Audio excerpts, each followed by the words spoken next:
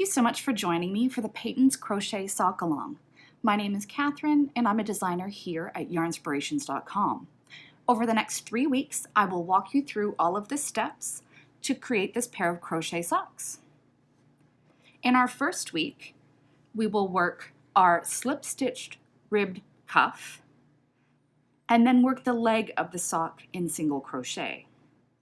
In our second week, we'll work our heel flap, which is worked in single crochet and long single crochet. The long single crochet stitch helps reinforce the heel as it's a high wear area. Once we've done our heel flap, we'll pick up our stitches and work the instep of the sock. We'll then continue evenly along the body of the sock, and in our third and final week, we will work toe decreases and sew up this seam here, and you'll have a complete pair of socks. In order to get started, you'll need some supplies. You will need 2 balls of Patons Kroy Socks yarn. I've chosen to work with Brown Rose Marl here. You will also need a 3¼ millimeter crochet hook, or the size needed to get gauge. You'll need 3 locking or split stitch markers, a yarn needle, and you should also have scissors and a tape measure or ruler handy as well. With that said, we're ready to start. In making these socks, your first step should be to complete a gauge swatch. This will help you avoid disappointment as you're ensuring that your socks will fit as they are intended to in the pattern. For this pattern, we're working with the standard ball band gauge and hook size listed on the label, which is 22 single crochet equaling 4 inches or 10 centimeters on a 3¼ millimeter hook. For my swatch, I'm working over 24 single crochet, and this is simply because I want to have a selvage stitch on each side of my 22 stitches, as the selvage stitches are normally a little bit narrower than body stitches, and I won't have selvage stitches when I'm working in the round. Since single crochet is the predominant stitch in this sock pattern, this is the only stitch that you need to do a gauge swatch for. So as we can see, if I disregard the first and last stitch of the row, I'm pretty much coming in exactly at 4 inches. So that's perfect. I can proceed with my 3¼ millimeter hook. If your swatches come out too large, you will need to reduce your hook size. And conversely, if your swatch is too small, you'll need to increase your hook size.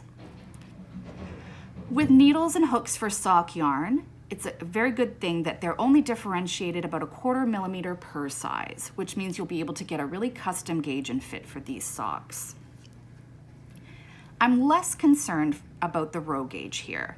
I am pretty well hitting the 24 rows per 4 inches as stated on the ball band, but in this sock pattern, we're working to measurements rather than a certain number of rows.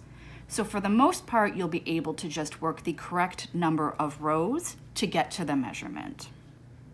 So now that I've done my gauge swatch, I've settled on my hook size, I'm ready to go. As I mentioned earlier, the first step in making our socks will be to work this slip stitch ribbing cuff. As you can see, this is a very tidy looking ribbing, and it also has amazing stretch. With that said, it's a little bit more labor intensive than other forms of crochet ribbing, like half double crochet in the 3rd loop or single crochet ribbing, but I think the appearance and the stretch are more than worth the additional investment of time. I'm making the smallest size of socks, so I'm going to start with a chain of 13. If you're making the medium sizing, it's also a chain of 13, or for the large, it's a chain of 15. 1, 2, 3, 4, 5, 6, 7, 8, 9, 10, 11, 12, and 13. So I'm going to start ribbing by working a slip stitch into my second chain from hook. So I'm inserting the hook, drawing up a loop through both of the loops on my hook. And I'm repeating that down the entire length of the chain for a total of 12 slip stitches.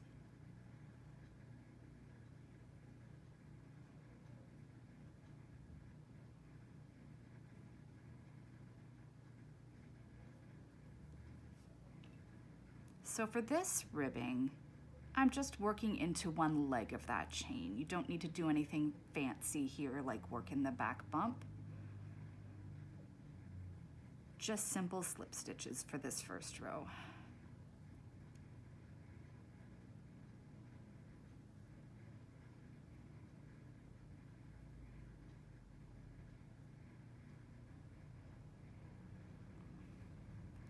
All right, I've completed my first row. And what I will do now is I will turn my work and I'll need to chain one, but I want to make this starting chain a little bit shallower than I might normally. Since slip stitches don't have a tremendous amount of height to them, you don't really need the full length of that chain, or else it will kind of bulge out at the ends of the ribbing and make it look a little lumpy. So you want that chain to be a little bit tight. For everything else in your row though, you want to keep it relatively slack. If you work the actual stitches too tightly, not only will it impair the elasticity of your ribbing, but it will also make it extremely difficult to work your next row. So I'm working slip stitches now just into the back loop of the slip stitches from the previous row.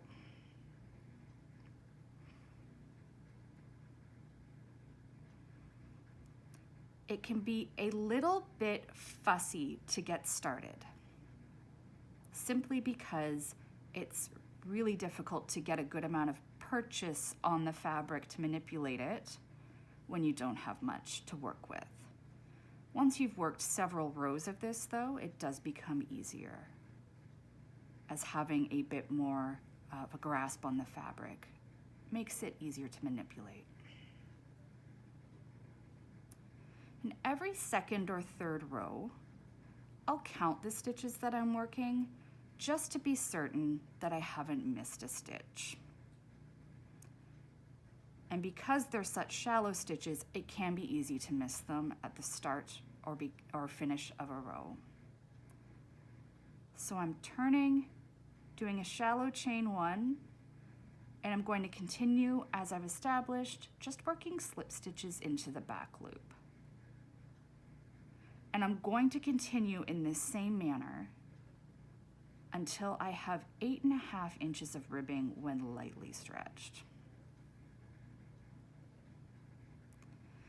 Since this yarn is quite thin and there is a bit of a dye effect on it, I've also worked up a sample in Patons Alpaca, just so that you can see the stitches a little bit more clearly. It also helps that this is a solid, which helps with the stitch definition. So I've just finished a row here, do a shallow chain one, and I'm just slipping it into that back loop and drawing it through the loops on my hook. So back loop only, draw through.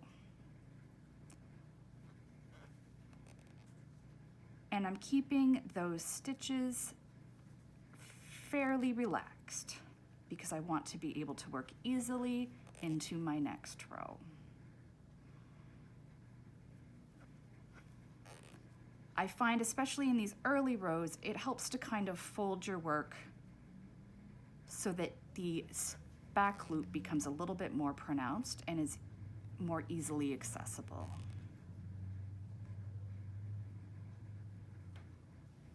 So I will just continue doing that back loop slip stitch until my work measures 8.5 inches when lightly stretched.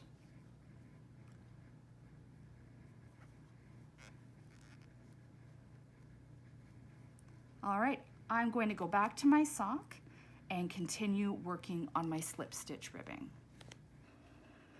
All right, so I've been continuing along with my slip stitch ribbing, and I think I'm pretty well complete. I should have, when I'm done, a final length of 8.5 inches when lightly stretched. And that's for the smallest sizing. If you're doing the larger sizes, you'll be working to either 9 or 9.5 inches.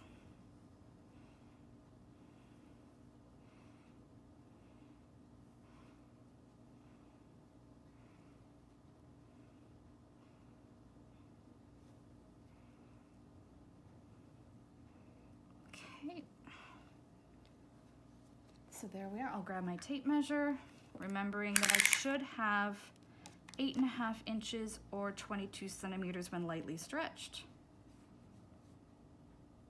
And there we go. I'm now finished with this section of my pattern. Before I seam and pick up though, I'm going to place some stitch markers. And I'll begin by folding my work in half. And I'm also being mindful of the edge I'm doing this on as well. So since my working yarn is currently up here at the top, I'll be working that slip stitch seam from the top down. So this will be the edge that I'm picking up my stitches along, so that's where I want my stitch markers to be. So I'm going to place a marker at the halfway fold, open it back up, and then divide my work into quarters. This is going to make it so much easier to pick up stitches evenly around the entire circumference of the leg of the sock. And now that those are placed, I'm going to go ahead and just seam this together with a simple slip stitch. You can seam it together with a needle if you'd like. I just recommend doing a stitch that doesn't create too much unnecessary bulk, which is why I'm using a slip stitch instead of a single crochet for this seam, since this will be flipped to face the inside and you don't want to create too much bulk. So I'm working through both of my loops of my slip stitch and just into the back of the foundation chain from where I started. And I'm just going to slip stitch down this entire length.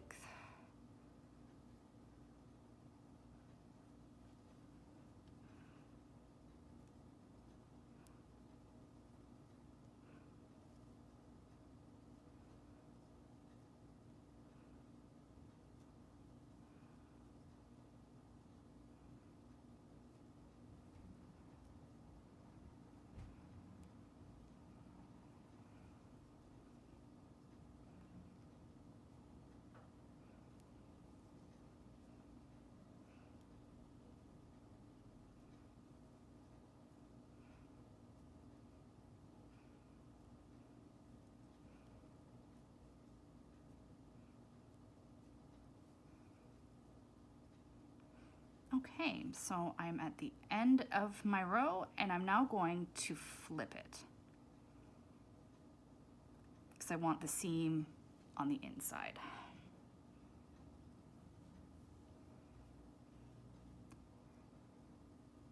For the smallest size that I'm making, I need to pick up a total of 47 single crochet along this edge.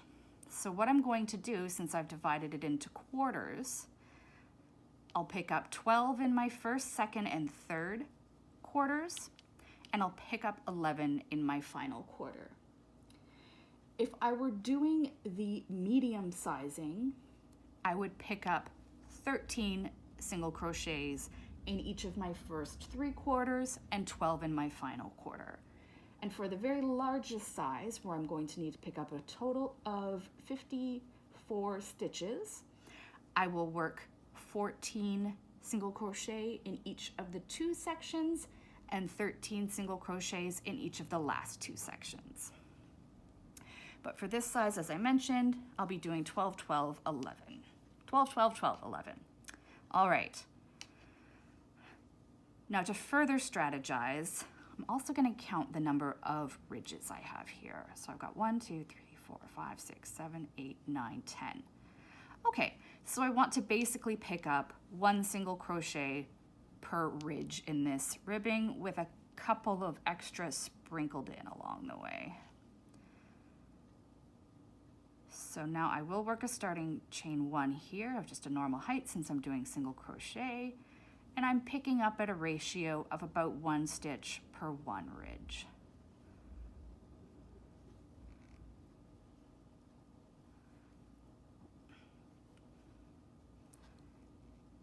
3, 4,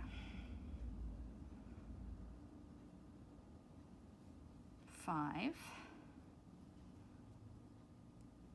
6, 7, 8, 9,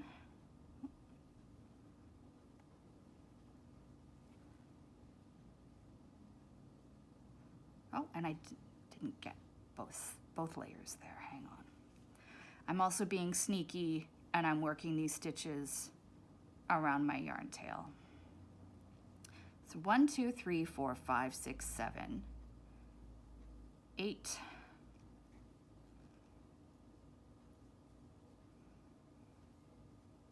9, 10, 11, and 12. All right, a quarter of the way there. Now that I've reached this, I'll pop this marker out, and I'm doing another 12.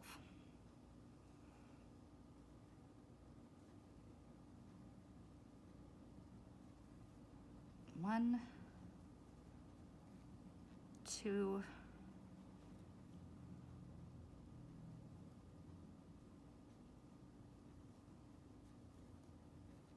3,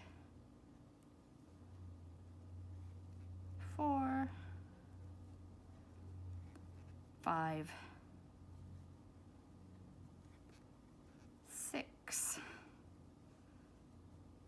7, 8, 9,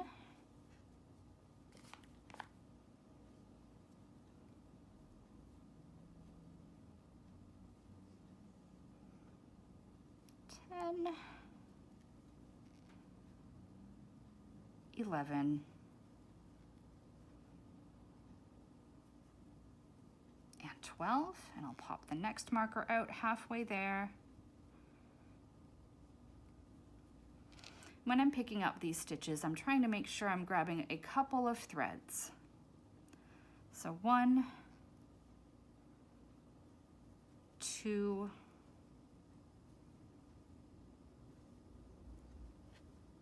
3, 4, 5, 6, 7, 8, 9,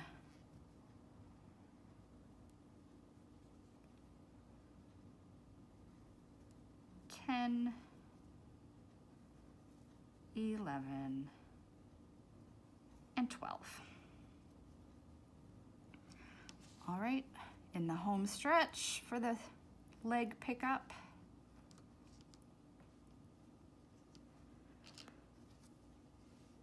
And to get to my final stitch count of 47, I'm doing 11 stitches here.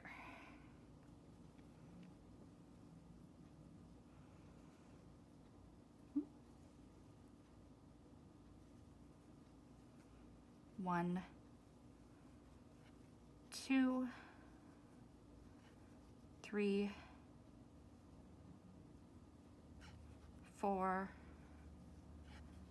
5, 6, 7, 8, 9, 10, and 11 for a grand total of 47 stitches. Now, as I work the leg, I'm working in a spiral. So I am not joining with a slip stitch here. What I'm going to do is I'm going to just work directly a single crochet into that very first single crochet, and I will place a stitch marker on that. The reason for this is slip stitch and the chain one at the beginning of the row, or round rather, can create a little bit of a ridge, so you end up with a bumpy line down your sock. Some people don't mind that, but by working in a spiral, we're eliminating that little kind of seam, I guess, that forms where you join your rounds. So I'm just working single crochets rather into each stitch around until my leg measures 2 inches from the base of the ribbing. So that for me will be approximately 12 rounds of single crochets that I'm doing for the leg of my sock. You can make your leg longer or shorter. My only advice would be to try it on as you go in order to avoid making the leg too long, simply because crochet fabric is not quite as stretchy as knit fabric. If your leg is too long, it can be a little bit trickier to get the sock on the foot.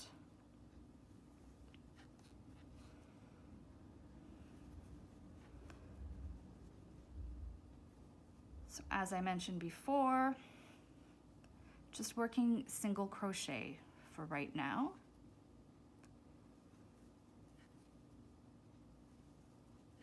And I'm not joining my rounds with a slip stitch. I'm working it as a spiral.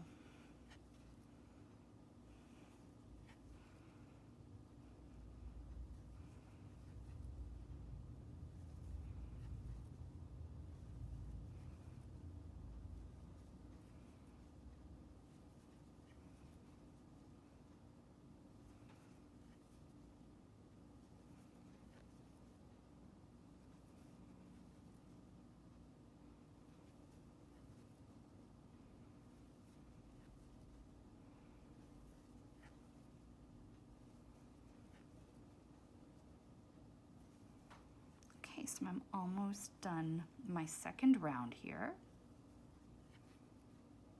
And as I did in the previous round, I'll just pop that marker out. I'll do a single crochet rather in the first stitch, put that marker back on, and then just keep going in the round. So in total, as I noted, I'll be doing about 12 rounds here to get to that 2-inch length. So I have about 10 more to go. So I'm going to continue to work on that, and I will see you for next week's tutorial. Happy crocheting!